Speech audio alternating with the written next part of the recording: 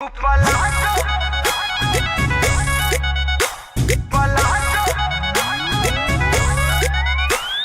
प्रणाम। आप देख रहे विद्या न्यूज भोजपुरी यूट्यूब चैनल और मेरा नाम है अरुण। दोस्तों, आज सुबह में खेसारी लाल यादव का जी म्यूजिक भोजपुरी यूट्यूब चैनल पर एक गाना रिलीज होने वाला था, जिस गाने का नाम है प्लाजो वाली।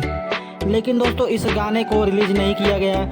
इस गाने का टीजर कल शाम को ही जी म्यूजिक भोजपुरी यूट्यूब चैनल पर रिलीज हो गया था और बताया जा रहा था कि गाना आज सुबह में 6:30 बजे रिलीज होगा, पर दोस्तों गाना अभी तक रिलीज नहीं किया गया है। दोस्तों, सबसे पहले मैं आप सबको इस गाने के बारे में बता देता हूँ।